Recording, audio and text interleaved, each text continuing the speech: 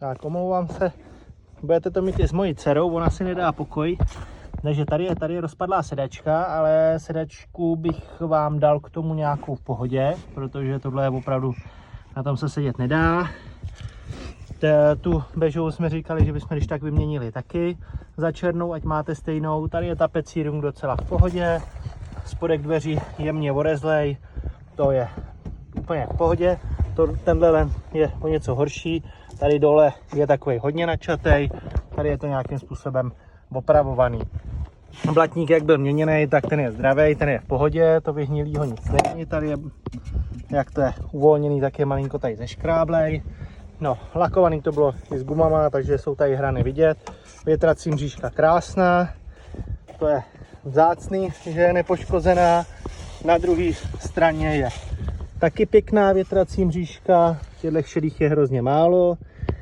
Chromy na klikách nejsou rozpadající se, ale žádná hitparáda to taky není. Tady jsou dveře jedny na malou kliku ještě, tyhle nejsou špatný. No, světla jsou tam ty, které tam mají být. No, co se týče kufru, opravovaný to tam bylo, jak jsem říkal, v těch 90. letech to nějak jako bylo provedený. Nemůžu říct, jestli kvalitně nebo nekvalitně, to si musí každý posoudit sám. Takže takhle. Jo, jinak vidíte, ten lak není úplně nejhorší. To zase jako na garážové podmínky to není špatný. Z těch gum by se to dalo asi očistit, trošku seškrábnout. No, pak ohledně toho interiéru, C-čkový sloupky krásný, zadní plato nezvohybaný, tohle taky krásný. No, když se podíváme dopředu, tady palubovka, jediný tady dodaný nějaký vypínač, nevím k čemu slouží, nezkoumal jsem, ale v palubovce jinak žádná díra není. Madla jsou samozřejmě, tyhle se rozpadaly, o tom se ví. Můžu k tomu dát, když tak, ty klasický madla zadarmo, s tím nemám problém, abyste neměl takový otisky. Dále, co je zajímavé, tak je tady ještě malá řadící páka, která byla pouze do nějakého roku 70, takže nevím, asi je měněná, ale je tady tahle krátká, že je chromovaná a má kratší hlavici. Volant samozřejmě rozpadlej, vidíte, jde z toho ta vnitřní náplň, to oni na tohle trpěli, ale u pana Kytky se dá normálně v druhovýrobě sehnat.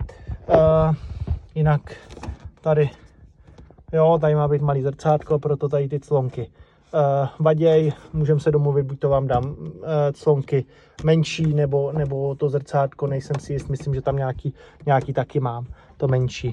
No, tady vyčnívá ta, ale to stačí zastrčit jenom za tu. Pásy jsou v pohodě, ty jsou funkční. Tak, a když si otevřeme kapotu, krásná nerozpadlá guma, což je hodně vzácný, většinou tady bývají vodost víc vorvaný, takže to je taky poměrně dobrý základ, nezvohybaná polička, ještě zapalovač, který byl pouze do roku 71, takže opravdu jako i ty plasty nejsou tolik zvohybaný, jak to auto nejezdilo, takže je to pěkný. Tak, teď koukneme tady na ten předek, jo, tady rozpadlej doraz, ten by bylo potřeba udělat, celkově dopasovat, jo, když vidíme škvíru tady a vidíme škvíru tady, že tady už ten prst dám a tady ani omylem, tak to je vidět. Pěkný ramínka stěračů, to zase stačí vyměnit jenom gumička. Tady lakováno na prase, zalakovaný ostřikovač, přelákla i nějakým způsobem znak. Tady blinker původní s rámečkem, jak má být, na druhé straně už neoriginál. Jo, nějaký neoriginální zrcátko, nemám problém asi dát k tomu zrcátko, který k tomu má pasovat. Buď to hranatý, nebo za příplatek ještě takovýto kulatý, který bylo do roku, tuším, 69, 70. Hned to auto vypadá úplně jinak s tím zaobleným.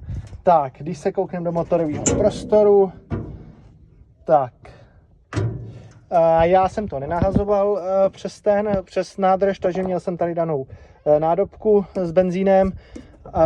Tady teda jediný co, tak fajfka byla upadla, ale když jsem to hodil na fajfku, tak běžely všechny 3 válce, jo, takže toto bychom mohli spolu odzkoušet. Docela raritka, nerozpadlá tato koženka, protože ty pak hodně trpějí. No, tady v elektrice vypadá, že kromě tady toho jednoho vypínače, což si myslím, že bude ten vypínač, jak je tam u rádia, tak žádný hrabáno tady nevypadá. Klaxonek. Řazení jako nevypadají gumičky, že by byly v řiti, ale určitě to bude potřeba poladit. No, a co ještě? Jo, chladič 72. ročník. Filterbox.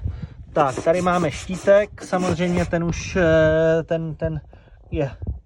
to je zrušený, ale říkám, dal bych k tomu jiný papíry, takže to bychom dali dokupy. Nádobka na ostřikovače, něco v ní ještě je, zmrzlý to není, tady je to nějaký bídný, to bych vám k tomu dal samozřejmě nový, ať to máte, ať ta baterka tam drží. No, jinak tady k tomu moc co nemám říct. Plyn je tady ještě dělaný přestáhlo, není tady ještě dělaný lankem, takže tady mezi převodovkou a motorem je dělaný ten mechanismus přepákování.